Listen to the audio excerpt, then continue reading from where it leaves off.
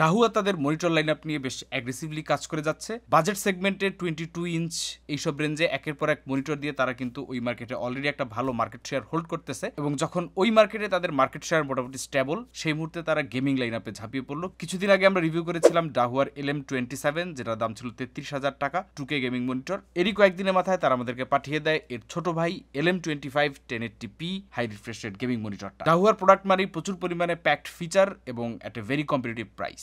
কত দাম এটা বলেন তো? মাত্র 21,000 টাকা right now. IPS panel 180 hertz, গেমারদের জন্য কেমন হবে, ক্রিয়েটরদের জন্য কেমন হবে, যারা কন্টেন্ট কনজাম্পশন করতে চান তাদের জন্য কেমন হবে, তাই নিয়ে বিস্তারিত আলোচনা থাকছে। আপনাদের সাথে আছে আমি অনন্য জামান, আপনারা দেখছেন পিসি বিল্ডার বাংলাদেশ।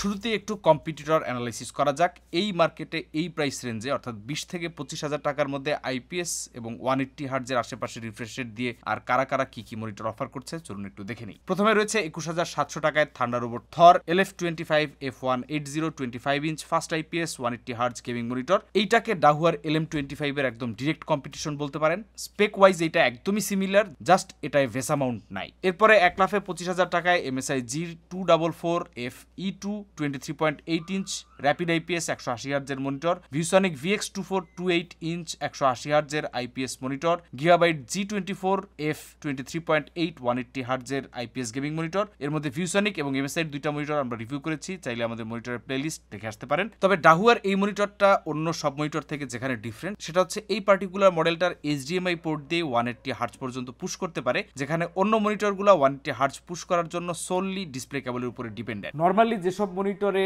HDMI পোর্ট দিয়ে আপনি 144 হার্জের বেশি পান না, তার একটা রিজন হচ্ছে ম্যাক্সিমাম এই বাজেট রেঞ্জের যে মনিটরগুলো আছে সেগুলো দেখা যায় দেয়া থাকে HDMI 1.4। এখন এই প্রাইস রেঞ্জে যেসব মনিটরে HDMI 1.4 আছে সেগুলো দিয়ে আপনি দেখা যাবে 144 এর বেশি পুশ করতে পারতেছেন না, কিন্তু যদি HDMI পোর্টটা 2.0 হয় এবং আপনার কেবলটাও ওই এক্স্যাক্ট HDMI 2.0 হয়, তাইলে কিন্তু আপনার ডাটা রেটের কোনো ব্যান্ডউইথ থাকার কথা না, 180 হার্জ পর্যন্ত পুশ করার কথা। যেমন এই মনিটরে HDMI 2.0 পোর্ট আছে এবং কেবলটাও সাপোর্টেড। তো আপনি যদি চেক করে দেখেন, এইখানে আমরা এনভিডিয়ার কন্ট্রোল প্যানেল থেকে দেখাই দিচ্ছি যে কোন পোর্টে কানেক্ট করা এবং কত হার্জ আমরা অ্যাক্সেস করতে পারতেছি।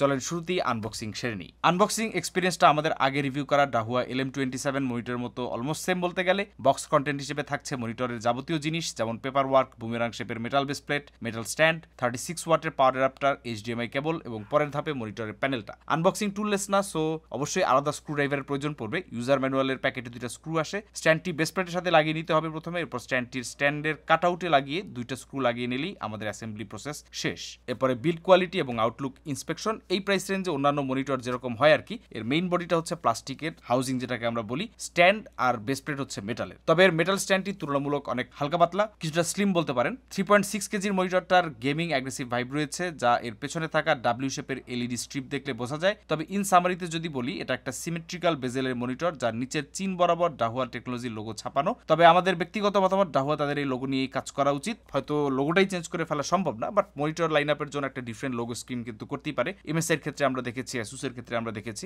ডাহুয়া যেহেতু গ্রো করতেছে, ওয়াই নট। এবারে পেছনের দিকে লক্ষ্য করা যাক। মনিটরের একদম উপরে রয়েছে ডাহুয়া টেকনোলজির সাদা রঙের লোগো, তার নিচে রয়েছে ডাব্লিউ শেপের LED স্ট্রিপ এবং সর্বডানে এবং বামে রয়েছে এয়ার ভেন্টিলেশনের জন্য কাট আউট। আইও পোর্টস হিসেবে প্রথমে রয়েছে ডিসি ইনপুট, একটা ডিসপ্লে পোর্ট 1.4, একটা HDMI পোর্ট 2.0, একটা USB পোর্ট যা মূলত সফটওয়্যার আপডেটের জন্য প্রযোজ্য, একটা ইয়ারফোন আউটপুট। মনিটরটার অ্যাডজাস্টেবিলিটি ফিচার্স বলতে টিল্ট করা অপশন রয়েছে, যা 5 to 15 ডিগ্রি অ্যাঙ্গেল পর্যন্ত টিল্ট হতে পারে। তবে টিল্ট করার প্রসিডিউরটি খুব বেশি স্মুথ না, একটু প্রেসার অ্যাপ্লাই করতে হয়। এছাড়াও এতে 100/100 ভেসা মাউন্টের সুবিধা রয়েছে। বিল্ড কোয়ালিটি এবং আউটলুক ইন্সপেকশন নিয়ে বাতচিত শেষ, এবার মেইন জায়গা অর্থাৎ প্যানেল ডিসপ্লেটার দিকে আগানো যাক। ডাহুয়া LM25 E331 মনিটরটা নামে 25 ইঞ্চ হলেও প্রকৃতপক্ষে এটা একটা 16:9 অ্যাসপেক্ট রেশিও 24.5 ইঞ্চের মনিটর, যার কন্ট্রাস্ট রেশিও হচ্ছে 1000/1 এবং ভিউইং অ্যাঙ্গেল বোথ হরাইজন্টালি এবং ভার্টিক্যালি 178 ডিগ্রি। প্যানেলটা একটা ফুল HD ELED বা edge LED monitor. Edge LED নিয়ে আগে অনেক কথাবার্তা হয়েছে। ডাহুয়া সহ অনেকগুলো মনিটর কোম্পানি এখন ব্যাকলাইটের ক্ষেত্রে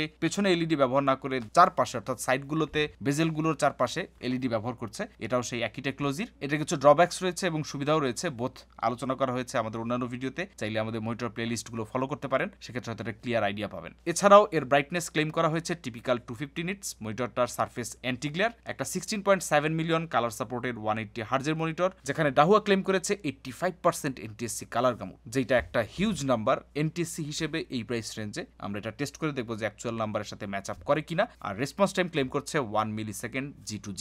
থিওরিটিক্যাল পড়াশোনা শেষ, চলুন এবার টেস্টিং এ নেমে পড়ি। প্রথমে স্পাইডার 5 এলিট টেস্টিং রেজাল্ট হিসেবে আমরা এতে পেয়েছি 98% sRGB, 77% Adobe RGB, 78% DCI P3, 73% NTSC। আমরা এখানে ডিসপ্লে ক্যাল এবং স্পাইডার 5 এলিটের ডাটা কালার দুটা টুলই ইউজ করেছি এবং প্রত্যেক ক্ষেত্রেই আমরা এই স্কোরটাই পেয়েছি। অর্থাৎ ডাহুয়ার যে এনটিএসসি ক্লেমটা ছিল 85%, সেখান থেকে 12% পিছিয়ে আছে তারা। যদিও LM27 এ আমরা আরো অনেক বেটার কালার আউটপুট পেয়েছিলাম, তবে সেই মনিটরটার সাইজ এবং প্রাইস রেঞ্জ সম্পূর্ণ আলাদা ছিল। এটার কালার ওভারঅল খুব খারাপ এটা বলা যাবে না, চলে, বাট আমরা আরেকটু বেটার এক্সপেক্ট করেছিলাম। এছাড়াও এটার ডেল্টা ই ভ্যালু ছিল 2.52, যেটা একটু হায়ার রেঞ্জে বিলং করে। অবশ্য এই প্রাইস রেঞ্জের মনিটরগুলো এরকমই দেখা যায়। এটা দিয়ে আপনার কালার কারেকশন খুব ভালো মানের হবে এমনটা নয়, তবে কন্টেন্ট ওয়াচিং এক্সপেরিয়েন্সের জন্য এটা ডিসেন্ট বলা চলে, কারণ কালারটা বেশ বুস্টেড এবং ভিভিড মনে হয়। ডেল্টা ই ভ্যালু যত শূন্যর কাছাকাছি হবে তত আপনি লাইফ লাইক কালার পাবেন, যেটা আমরা এখন পর্যন্ত সবচেয়ে লোয়েস্ট মনে হয় 1 দেখেছি, তবে সেটাও 40,000 টাকার উপরে মনিটরে। ওভারঅল এটার যে কালার রয়েছে সেটা কন্টেন্ট ওয়াচিং বা গেম এক্সপেরিয়েন্স করার জন্য ভালোই রয়েছে, তবে কালারিং এর ক্ষেত্রে অ্যাকচুয়াল কালার আউটপুট এটা থেকে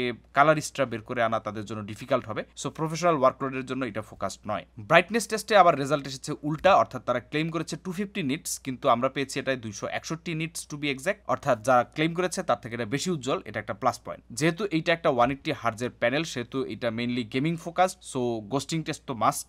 ইউএফএ গোস্টিং টেস্টে আমরা গোস্টিং খুবই মিনিমাল লক্ষ্য করেছি। এছাড়াও এর ওএসডি সেটিংসে আলাদা করে ওভারড্রাইভ মোড রয়েছে, যেখানে লো, মিডল এবং হাই তিনটা অপশন রয়েছে। এই তিনটা অপশনের মধ্যে মিডল অপশনটা অন করলে সবচেয়ে কম গোস্টিং দেখা যায়, অন্যদিকে এমপিআরটি মোডটা অন থাকলে তেমন গোস্টিং দেখা যায় না বললেই চলে। ওভারঅল মোশন ব্লারকে আরো অনেক রিডিউস করে ফেলে। এরপরে আমরা ডিসপ্লে ব্লিড টেস্ট করি, যেহেতু এগুলা এজ এলইডি প্যানেল, সো একদম ডার্কার মোডে আপনি কিছু না কিছু ব্লিড পাবেনই। এজ এলইডি দেওয়ার পর এই ধরনের ব্লিডিং ইস্যুগুলো আমরা আগের থেকে একটু বেশি দেখতে পাই, তবে আবার আহামরি এমন ব্লিডও না যে মাথা নষ্ট অবস্থা। আমরা উপরের দিকে সামান্য একটু টপ রাইটে এবং লেফট রাইটেও একটু দেখেছি ব্লিডের মতো, আর এছাড়া কয়েক জায়গায় গ্লো ছিল। তবে এইটা ইউনিট টু ইউনিট ভ্যারি করে, আপনারা যখন পারচেস করবেন তখন অবশ্যই আপনাদের মনিটর চেক করে নিতে পারেন। এক্সেসিভ যদি মনে হয় যে প্রচুর পরিমাণে ব্লিড, তখন হয়তো আপনার ওয়ারেন্টির জন্য কথাবার্তা আগাতে পারে। তবে এইসব প্রাইস রেঞ্জে একদম মানে ব্লিডলেস মনিটর খুব একটা দেখা যায় না, তবে প্রাইস যত বাড়ে দামি দামি প্যানেলগুলা, দামি দামি মনিটরগুলোর ক্ষেত্রে ব্লিডের পরিমাণ আমরা খুব কম দেখতে পাই। ওএসডি সেটিংস মূলত LM27 এ যেটা ছিল LM25 এও সিমিলার ওএসডি সেটিংস।